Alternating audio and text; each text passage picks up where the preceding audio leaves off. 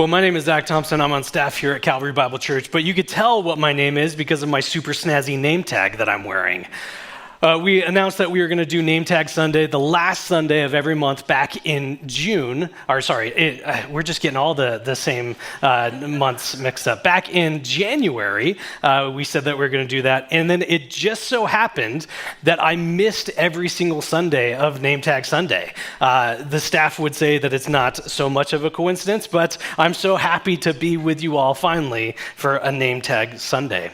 The verse that links where we were last week in Nehemiah chapter 9 and where we are this week in Nehemiah 10 is, what did you know, at the very last word said in Nehemiah chapter 9. This is verse 38. Let me read this for us. It says, because of all this, hang on to that phrase, because of all this, we make a firm covenant in writing on the sealed documents are the names of our princes, our Levites, and our priests.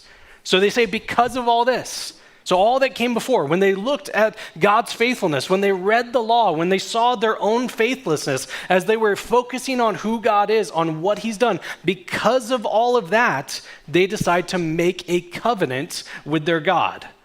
Now, probably before we go too much further, we should define our terms. What is a covenant? Well, just a really simple definition of a covenant is that it is a binding promise that intertwines two parties.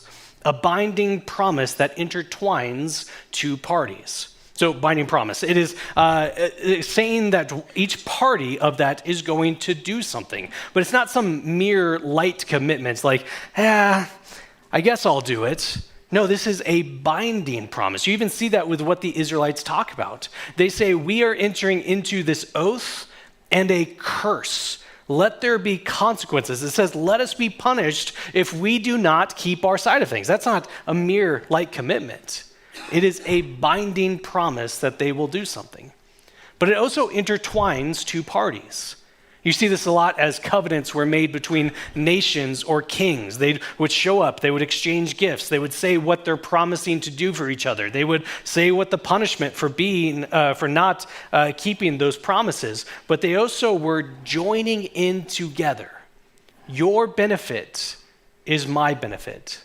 The good that comes to you brings good for me as well. They are linked together in this way. And here are the people of God turning to God saying, we are joining in with you. We are linking ourselves to you. Where we might look to other places for support or guidance or care, we are finding that in you. As we look at the promises being kept, God has already revealed himself to be faithful. God has kept his side. And so the people are saying, we are going and doing what you call us to do that's for our good and for your glory. Then following that, we hear of the people that are part of this covenant, those who sign this document. And wouldn't you know it, in the book of Nehemiah, we have another list of people. And here we have this list that's broken down into kind of three different categories. There's the priests, there's the Levites, and there's the leaders outside of the church, the leaders of the people that starts off chapter 10. Now, in no way is this an exhaustive list. It's not as though Jim didn't show up on time and so he gets to live his life however he wants because he's not signing this thing. No, they are representing all of the people. All of the Israelites are entering into this covenant, this binding promise that intertwines both of them. But the names are given to us to show us that this is a public commitment that they're doing. Yes, it's personal. They individually are joining themselves to God, but publicly, they are announcing this is what we're all going to do. We're all going to do this. It shows the seriousness of it, but it also shows the accountability that they're entering into with each other. We're all going to help each other keep this covenant. This day that we're reading about in Nehemiah chapter 10, where the people are announcing all that they're going to do, it's not a mere moment in history. It's not a day that they look back on, hey, wasn't that day cool that we made that promise with God? This is the starting point of how they are relating with him. This is the moment that begins them faithfully living out this covenant that they have with him. A pastor that I like put it this way. He described it through the lens of a marriage, which is another type of covenant. He said, imagine that there's a spouse who doesn't show any commitment to the marriage, that they don't show any love or support for their spouse. And when you ask them about it, they say, look, I made a vow to you on our wedding day. I'll let you know if anything changes. they aren't living as part of that covenant. We demonstrate that we are part of a covenant by faithfully living as we said we would live each and every day out of it. God has revealed himself to be faithful. He's kept his end of the bargain. He has kept his side of the covenant. So he calls his people to be faithful. We've seen already in chapter 7 and 10 that God calls his people to be faithful by his word. That it's in how he's revealed himself that we know who this God is, that we see that he's been faithful, that we can draw near to him, intertwine with him, be connected with him. We see God call his people to be faithful through confession. We saw this last week in chapter 9, that we don't keep our side perfectly. And so we confess those things to God, with, and to each other.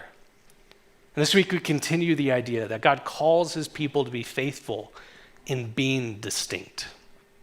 God calls his people to be faithful in being distinct. We see this quite physically happen as the Israelites make this covenant. It says that they separated themselves from those of the other nations. They are making themselves distinct. But in everything that they promise to do, everything that they say they will do in this covenant, just goes further and further to make them different, to make them distinct from those around. See, the idea is that when we know who our God is, when we see how faithful he's been, when we live out of that, that causes us to live in a way, to interact with the world, to interact with others, that is different, that is distinct from those around us. It starts off with the first thing that they promise to do. In verse 29, they say, "We will keep all of your commands, God." That's something that's different. This isn't something that comes instinctual for us. You don't stumble upon a random tribe that no one's heard of before, and they are accidentally following all of God's commands. This takes work. This is different than how people tend to live. Verse 30, they say they will not intermarry with the other nations. That's not a racial reason. There is a religious component to this. People would marry from different races, and they would bring their religion, different people, and they would bring their gods with them. And Israel says, we will not do that. We will be different in this way. We will be distinct. This idea of living faithfully for God that makes his people distinct is something that we see in the early church as well. That in the years where Christianity was expanding, people were taking note of it. I think of, there was a first, second century Roman statesman / lawyer named Pliny the Younger, who was talking about the Christians, just how awful and weird they are. He says that they bind themselves by oaths. They make a covenant with each other, not to do some crime, but not to commit fraud or theft or adultery, not to falsify their trust, nor to refuse to return trust when called upon to do so. I mean, these guys sound awful. They're joining together to do good things? That's so weird and different. But God's people being distinct, it was causing others to take notice, to see that something was different about them. In light of who God is, the life that his people live is distinct. There's a couple different ways that this continues to show up in the passage, ways that the Israelites were called to be distinct that I think show up in how we can be distinct in a similar way as we seek to follow our God. And the first thing that we see in this passage is that the Israelites, in light of who their God is, was called to be distinct in how they use their time. Distinct in how they use their time. Verse 31 says, "We will keep the Sabbath. One day a week, we will not do any work." And this is different from how the other nations around them would have used their time. See, the idea at the time is if you didn't work, you didn't eat. And so for them to take an entire day where they did not do any work was showing that we do not trust in our labor, but we put our trust in our God. And that's something that's distinct. I think we can use time in a similar way. I mean, things are certainly different. We have weekends now. There's time that's set aside to where we aren't going to work. But it's really easy for our weekends to just be full of stuff. We are committed to a lot of different things. There's parties and planning ahead. There's shopping for the week. There's games and practices. There's get-togethers. There's just a lot of commitments that happen during our weekend. Imagine if we used our time differently. It would be drastically distinct in our culture to not schedule our weekend to death. You don't have your kid in 400 activities? Wow, don't you care about them? No, we do care about them. And this is why we don't put pressure upon them with an overfull schedule. Instead, we trust in our God and that their future is safe and secure in his hands. We get time to be together as a family, to rest, to recharge, to praise our God who's given us everything that we have. You aren't going to come to my cat's birthday party? Wow, I thought you cared about me. I mean, I do care about you, so much so. Your cat, not at all, but I'm going to miss spending time with you. It's so special to get to spend time with you, but I've been going and going and going as if I have endless energy, as if I have complete control over my days, and I need time to pause, to pray, to praise my God who's given me what I have. In our culture, we are committed to so many different things that if we stopped doing even some of those things, that would be distinct. That would be different. And we do so. We use our time in a way that understands that God is the one in control. God has given us what we have. And as we use our time that way, people take notice. People might get upset that we use time in that way. But I think as well, it can be a light to the world. That as we understand what we have comes from God, we live out of that reality, that we trust him, that our future's safe in his hands, that's our understanding of how we use time. It starts to help others to see what is the greatest commitment that they have as well. And that's the God who's given us what we have. The Israelites as well were distinct in how they used money. They were distinct in how they used money. Kind of a longer passage, but I want us to get the scope of this, so stick with me on this. I'm going to pick it up in Nehemiah chapter 10, starting at verse 32. It says, "We take on ourselves the obligation to give yearly a third part of a shekel," so a certain amount of money that they're giving, "for the service of the house of our God." And what that money's going for, it's for the showbread, the regular grain offering, the regular burnt offering, the Sabbaths, the new moons, the appointed feasts, the holy things, and the sin offerings to make atonement for Israel and for all the work of the house of our God. We, the priests, the Levites, and the people, so everybody, it's not just for the professionals, but every person, have likewise cast lots for the wood offering to bring it to the house of our God according to our fathers' houses at times appointed year by year to burn on the altar of the Lord our God, as was written in the law. We obligate ourselves to bring the first fruits of our ground and the first fruits of the fruit of every tree year by year to the house of the Lord. Also to bring to the house of our God, to the priests who minister in the house of our God, the firstborns of our son and our cattle. Really quickly, they're not sacrificing their kids. It could be read that way. If you go to Exodus, they talk about kids are a blessing to us, so we offer something when we receive a firstborn. That's what it's talking about. No kid sacrifice happening right here. But they bring the firstborn of our sons and of our cattle as written in the law, and the firstborn of our herds and of our flocks. And to bring the first of our dough and our contributions, the fruit of every tree, the wine, the oil, to the priests, to the chambers of the house of our God, and to bring to the Levites the tithes from our ground. For it's the Levites who collect the tithes in all of our towns where we labor. And the priests, the son of Aaron, shall be with the Levites when the Levites receive the tithes, and the Levites shall bring upon the tithe of the tithes to the house of our God, to the chamber of the storehouses. For the people of Israel and the sons of Levi shall bring the contribution of grain, wine, and oil to the chambers, where the vessels of the sanctuary are, as well as the priests who minister, and the gatekeepers and the singers. We will not neglect the house of our God. All right, a lot going on in there. But just to simply summarize what's happening, they are saying, we will take the obligation to fulfill what God has called us to do. We will generously give of all of these things so that the work of God can take place. They're going to give objects for sacrifices. They're going to give wood so that those sacrifices could be sacrificed. They're giving of money so that resources could be purchased to care for those who are working in the temple. That all of these things that God has called them to give, they are saying, we are willingly doing this so that the work of God can continue. It's not that they're contributing. They're not building the temple, but they're doing all the things so that the work of the temple can take place.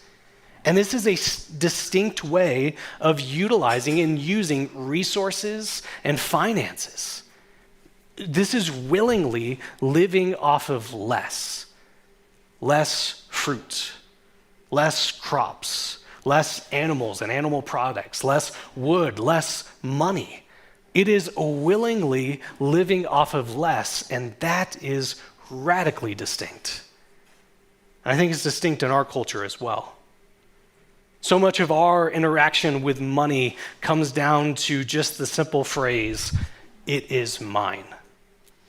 I earn this by the sweat of my brow, by the carpal tunnel of my wrist.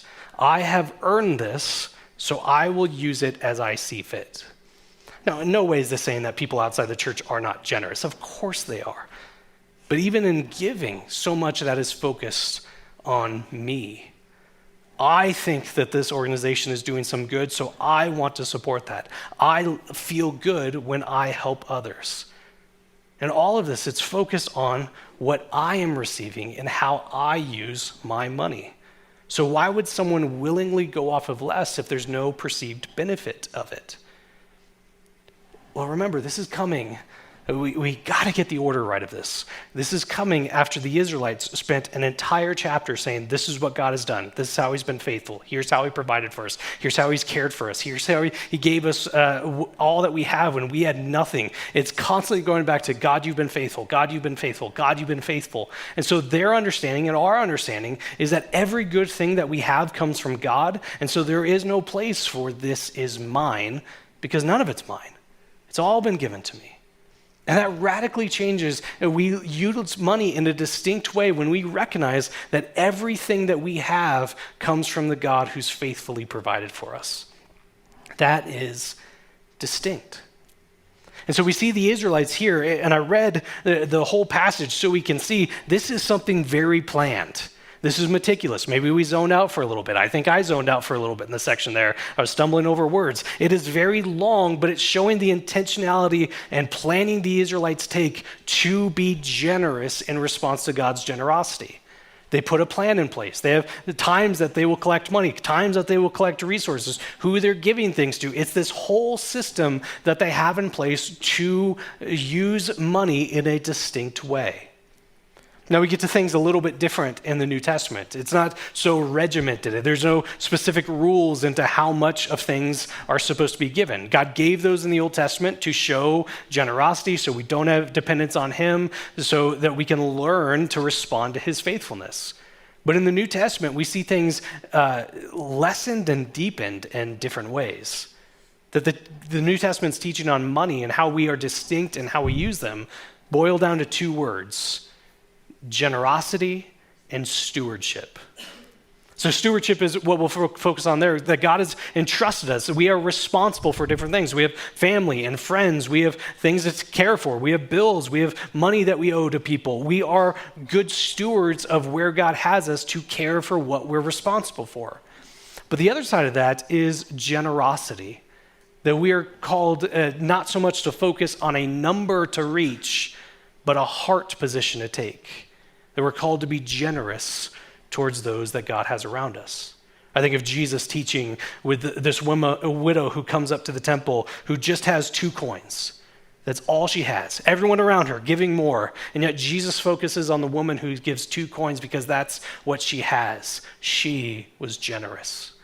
Or I think as well about how nonsensical would it be for a Christian to have someone alongside them say, hey, I'm really suffering, I'm really struggling, could you help me out? To go, I've already given 10% this month, so hit my quota, maybe try me next month.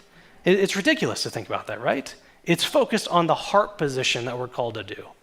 But wherever we are in God's word, New Testament or Old, we see this intentionality, this desire to respond to God's generosity with generosity in turn, to be part of the work that God is doing. This is setting out with an intentional plan. The Israelites bring their first fruits, the first that they have, making this a priority in their life. It's not something that they stumble into. They don't get to a place of giving, if we have some margin this month, then maybe we can look into it. This is intentionally focusing on responding to God's generosity by being generous in return, to being part of the work that God is doing by using money in a distinct way. I've shared before about how Emily and I try to be generous with our time, to try to be good stewards with what's been given to us. I consider myself to be a pretty good, pretty strong budgeter, and so that we can make sure that we're covering our needs so that we can hopefully get to wants that we have. This becomes all the more important as I work at a church, Emily works at a school, we carry quite a bit of student debt, so we need to work hard to be good stewards of what has been given to us. Now, I don't know if it's the same for other people here who budget well, but I didn't get into it because of a particular gift set that I have, or because I just love reminding my wife to input receipts. That's just my joy in life. I started budgeting out of fear. I primarily view money through the lens of fear.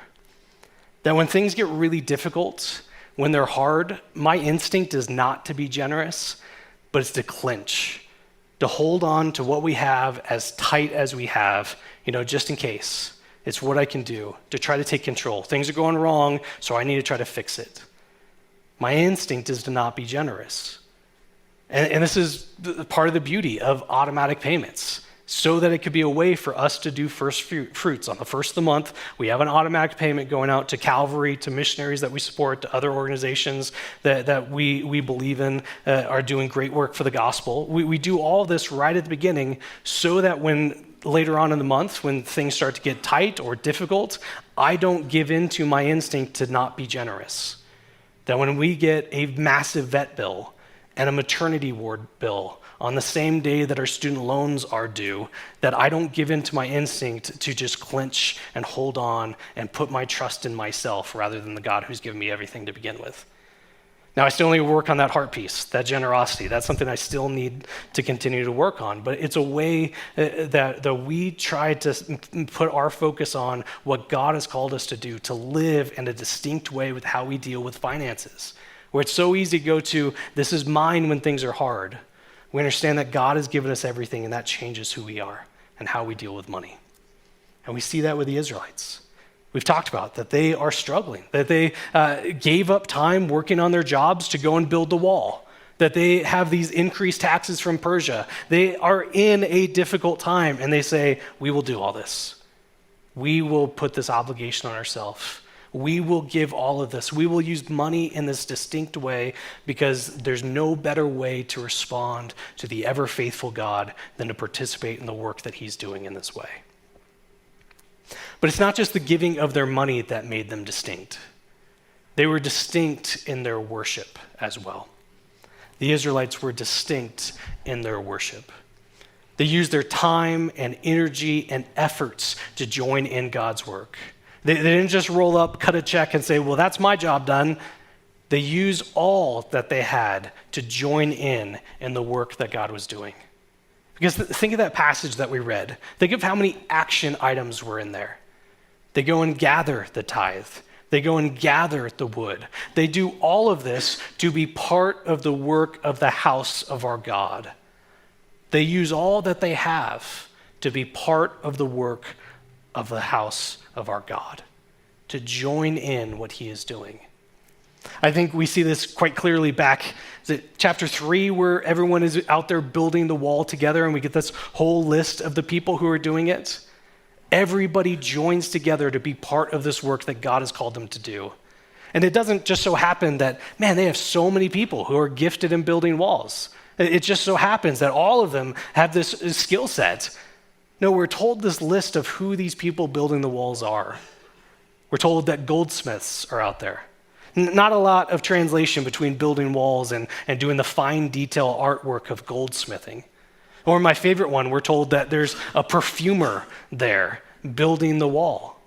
This is what it looks like when God's people come together to use what they have to be part of the work that God is doing. And I think we have a similar call here as well. To use our time, our energy, our efforts to be part of God's work that he is doing here in his place. I mean, imagine what it would look like to work all week and you finally get a day off and you spend an hour of it with elementary school students here. Imagine what it would be like to have a really hard work day on a Wednesday, and you have just enough time to scarf down dinner before you invest in high school students and middle school students. Imagine you finally get a day to sleep in, but you're here on at 7 a.m. to run sound or play bass. Why would someone live this way? Why would they give up so much for this? Because God calls perfumers to build walls. That he brings us together to use what we have, our whole lives, to live lives of worship as we join in with the work that God is doing in his place. Now, I bring all these things up of us being distinct in these ways, not as a way to poke fun at anyone or for anyone to leave here beaten up. Then maybe we're here this morning, we undergive, we overschedule, our interaction with church is we're there for the service and we're out the door as soon as the last song is over, and that's all that we do at God's place. None of this is to poke at wounds or to make anyone feel bad, or definitely not to pile on shame on how we need to be doing better. I mentioned earlier to some of the staff that today doesn't feel great because it feels very much so like one of the most hypocritical times that I've been up here before.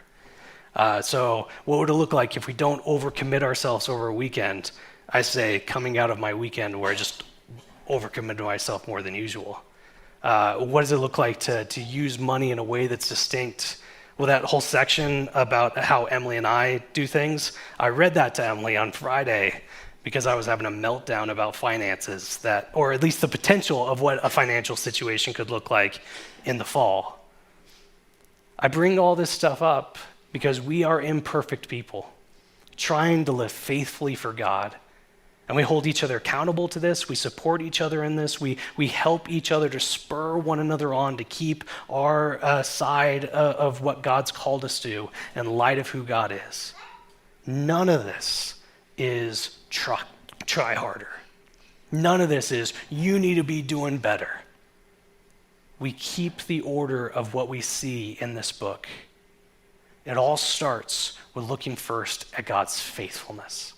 He has been faithful in our lives. He has revealed himself to be generous. He has revealed himself to be with us, guiding us, protecting us along the way. It is as we see our God is like that our lives are shaped, that we live in light of the reality of who our God is. And that is what makes us distinct.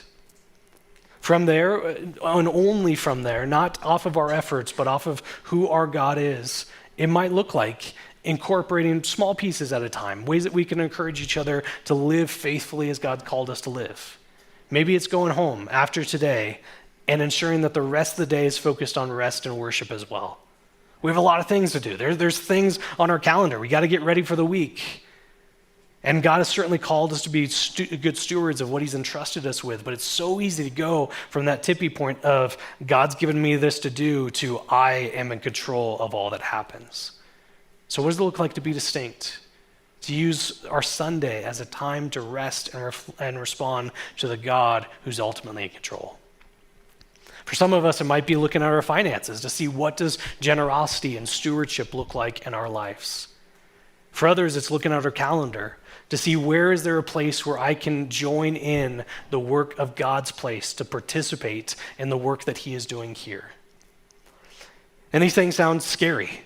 I mean, how do we find the money or the time or the energy or the efforts to add one more thing on?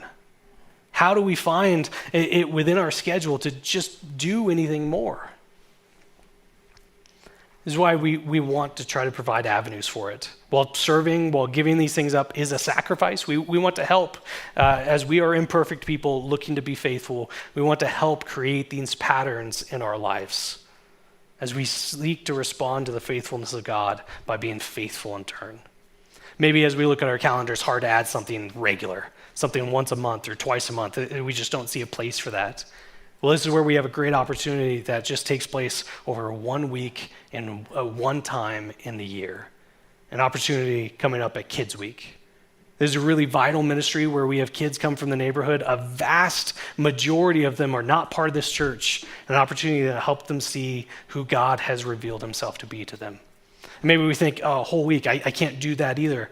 Just because it's called Kids Week, it doesn't mean that you need to be here for the whole week. We hear about that. I can't commit for the whole week. It's Kids Week, not Volunteer Week. They're here for the whole week. If you could be here 2 days, one day, to be part of the work God is doing, that is incredibly beneficial.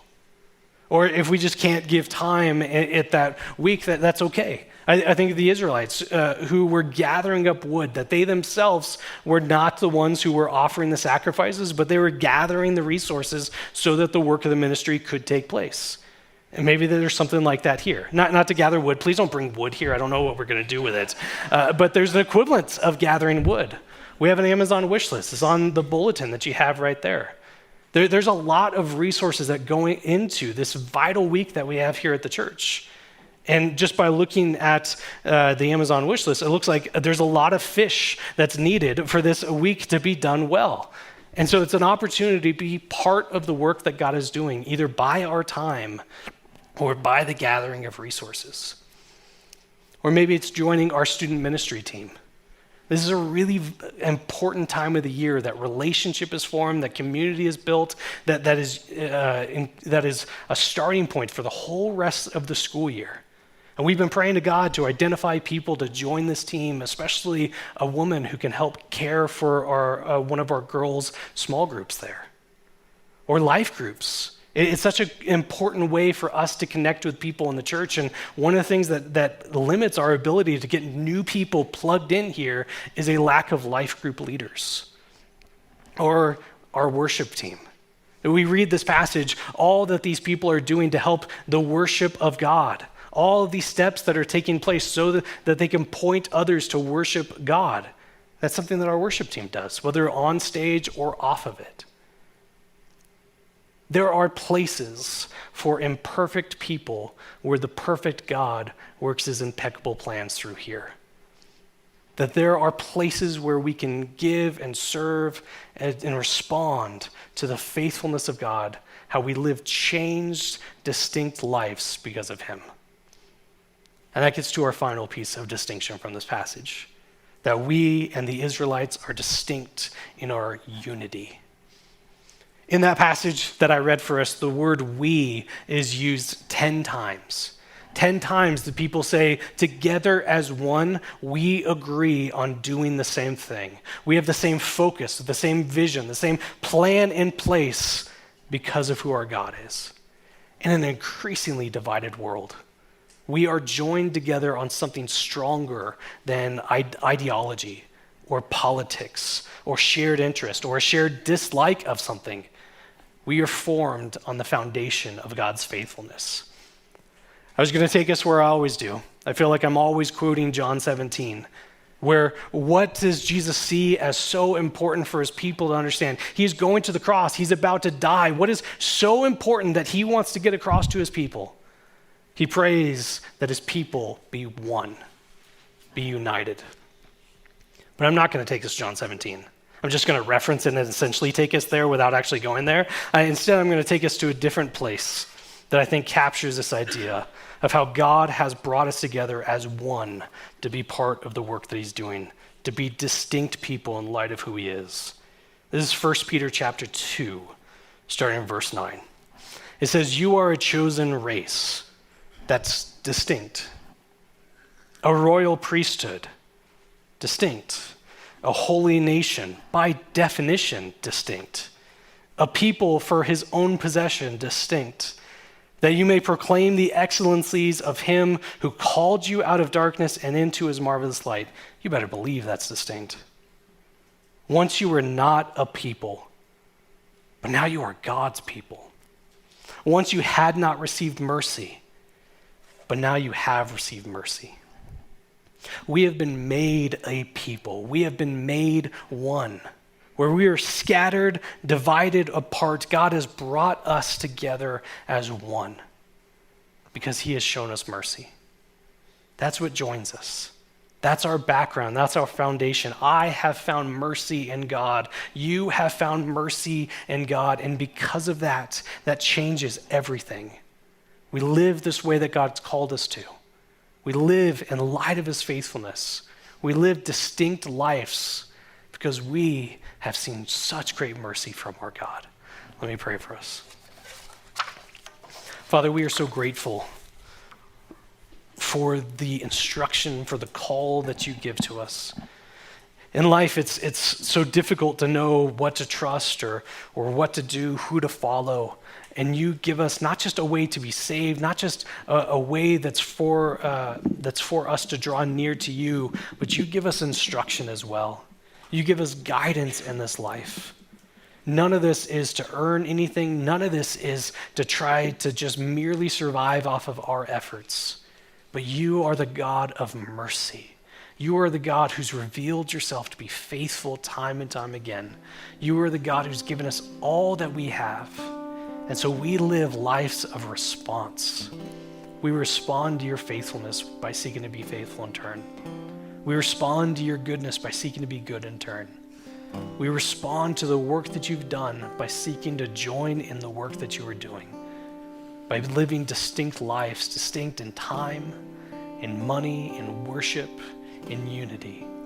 Seeking to use all that we have, all that you've given us, to respond to all that you are. So it's to you and you alone we pray. Amen.